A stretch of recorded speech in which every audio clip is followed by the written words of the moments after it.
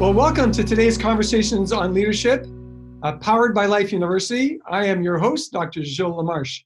And as we do with every episode, I like to read a leadership quote that exemplifies the guest that we have. This one I chose is from Jim Rohn.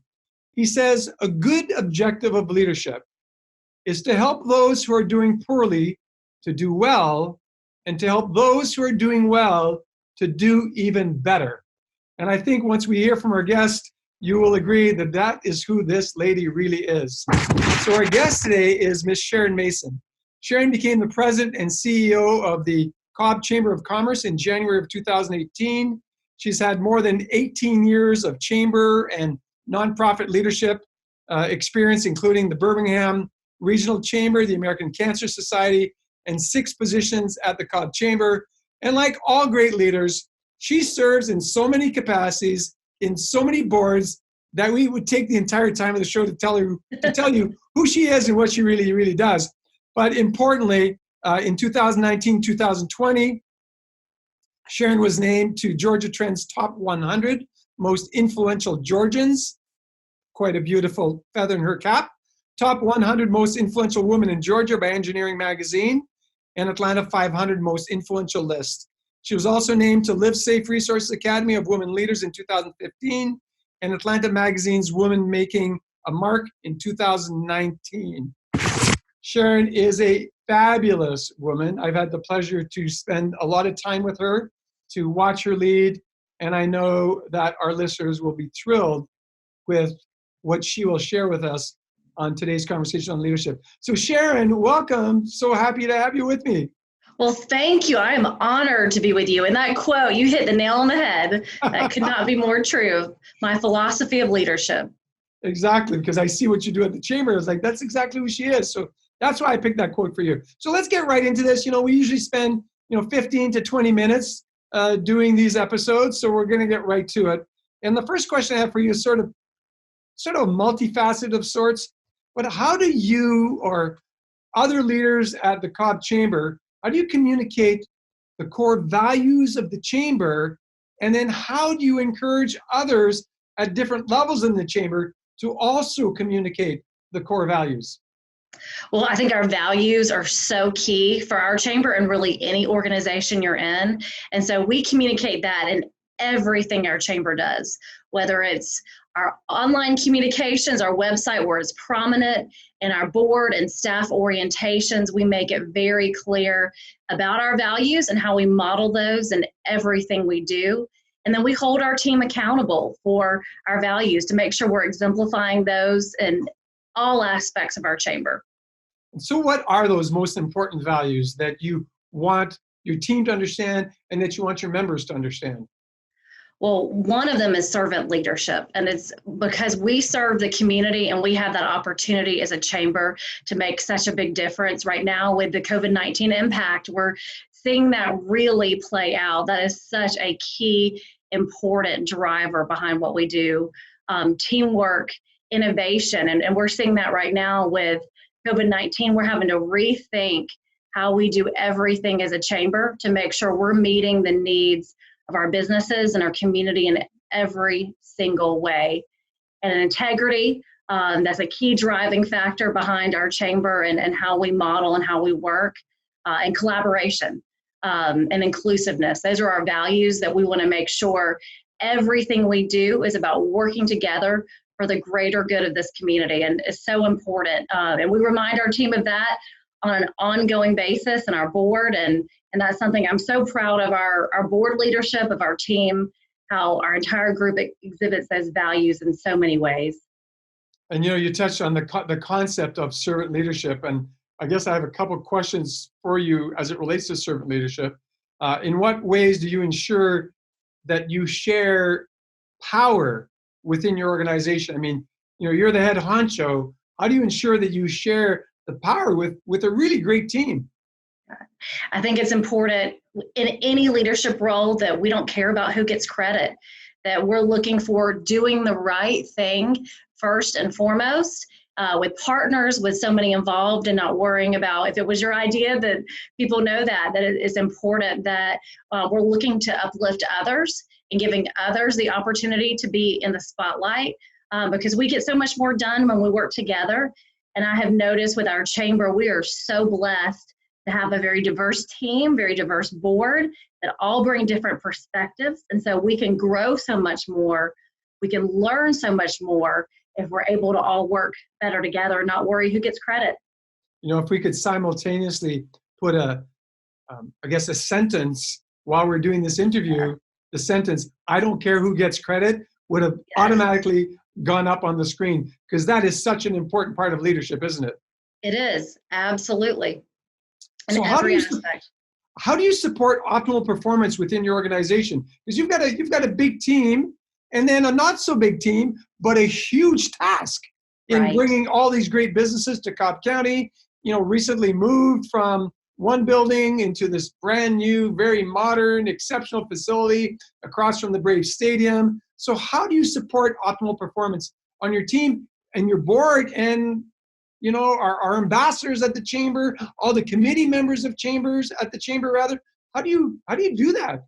Yeah, it's very important. We are very blessed. We have 30 chamber staff team members. We have 91 board members, and then 1,100 different volunteers who make up our 2,500 different companies that we represent as a chamber with our membership. But it goes beyond that for our entire community, our 750,000 citizens. And so it's so critically important as a leader that we understand the great talent that each person brings, because you can't do it all by yourself. And there's no way that you're going to have all the different talent and resources to get things done. But by having the right team in place and utilizing those talents in the best way, we are so much more effective. And I've really been working with our entire team on strength finders and being very intentional with our team about how do we best utilize each person's strengths and spotlight them and help them better put those into action. And for some of you who may have never heard of Strengths Finders, just Google Strengths Finders. It is a book, and in it is a phenomenal test that people can do to identify. So I'm glad you're using that. I started using that probably a decade or so ago, shortly after it was published, I guess. I found it to be really, really fantastic. One of the questions I want to ask you, which has just a practical application piece instead of, you know, the big vision piece. When you're faced with two equally qualified candidates for whatever position, whether it's a volunteer position on a committee, or someone coming into as a new employee, or a team member that's already there who's in line potentially for promotion, how do you determine who to hire? So we look at specifically what's needed for that position, because while candidates may be equally qualified, there may be a greater need for a particular strength to be utilized in that role. So we focus on what's needed for that role and who best would meet that. And really look at anything with our chamber, diversity of all aspects. We look at for any committee task force that we have a broad representation of different strengths, different industries, every aspect. But that's critically important in any decision we make, whether it's a hire or our committee or any function of our chamber. Great answer. Thank you very much. In your opinion, Sharon, you know, because my opinion on leadership is that we've never needed leaders more today than ever before in history. And so the question that brings to me is, to invite people into leadership roles, sometimes we need to be willing to have conversations with them as to what the challenges of leadership really are. So in your opinion, what's the biggest challenge that's actually facing leaders today? I think being resilient and adaptable for whatever is happening. So a great example of that is COVID-19. We were on a track as a community for a robust economy, a booming economy, and all of a sudden, with this happening, it has completely changed. And we have had to completely change what we're doing as a chamber to meet the needs and regroup our strategy very, very quickly. So you have to be able to adapt to what is needed to make sure you're moving forward, but also do the forward thinking and strategic planning to look into the future, for things like this, we want to look to the future to get us out of this and make sure we're in a much better path moving forward. So would the proper adjective or quality here be a leader must remain flexible?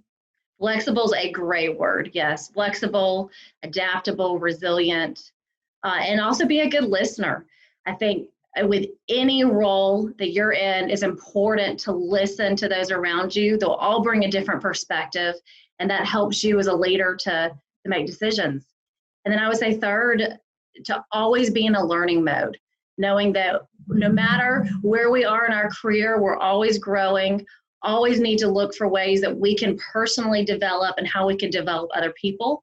And if we're always in that mindset, then we're going to be a much more effective leader no matter what role we're in. So going down that line, could you share with our audience, what are you personally doing to grow as a leader? Is there anything specific that you're currently doing to grow as a leader yourself? Yes, several things. Of course, reading and continuing to stay on top of many different areas. John Maxwell's my favorite author and someone that I always enjoy his tips and tricks and many other things. But also providing many different resources, whether it's my own kitchen cabinet, where I'm talking to people about what's needed and making sure I'm bouncing ideas off of them and really getting the input from different stakeholders in the community so I can make sure I'm seeing different perspectives. I don't want to ever lose sight of what's happening and want to make sure I have the pulse on both our team and our community's needs. And so staying on top of that is critically important. So you mentioned John Maxwell. I'm not sure if you've read this book, but if we were in my home office, I'm currently at Life University, but if we're in my home office, I would actually pick the book that sits on the left-hand side, and it's there for me every morning. It's been there for a few years. I look at it every morning, and it's Maxwell's Daily Reader. Have you ever attacked that book? Isn't it great? For those of us who are very busy, you get just a little snapshot of what you need for the day. It's phenomenal. It's a one-pager, but it is fantastic. Yes. So maybe one of my last questions for you would be, I know that the Chamber has really embraced social media. Can you explain the impact that you see that social networking and Web 2.0 has had on the Cobb Chamber or on you personally? So yeah, social media and really all aspects of social media has changed our entire business of how we move forward. And especially as we look at future generations, how they want to communicate.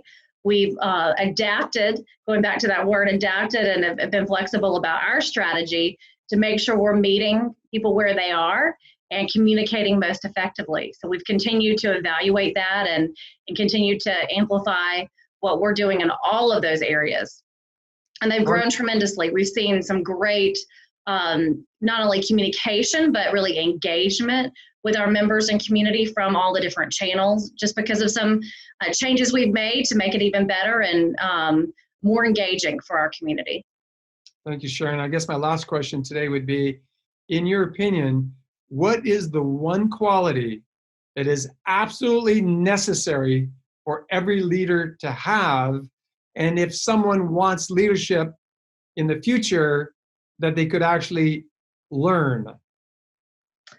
To learn, wow. Only one quality. I have to narrow it down. What is the one quality that you wouldn't want a leader to lead without? I would say integrity is of utmost importance for any leader, because if you're always looking to do the right thing, you're always looking for what the right thing is, then you're never going to go wrong. You're going to always be guided by your own moral compass, and that's so important for any leader. No matter what's happening, no matter how things are changing, no matter how you have to be flexible and adapt, if you're keeping your own moral compass and your integrity first and foremost, then you'll be in good shape. You see, that was a perfect answer to a great question, wasn't it? Because integrity really is the key. So on that note, thank you so much, Sharon, for joining me today. It's a great pleasure to have you with me. And for all of us who joined in, thank you for joining us on today's conversations on leadership. I've said that a few times, but today's conversation on leadership, powered by Life University. Again, our guest, Ms. Sharon Mason, President and CEO of the Cobb Chamber of Commerce, right here in Cobb County, Georgia. Thanks Thank for you for joining us. having me. Honor to be with you. Thank you, Sharon.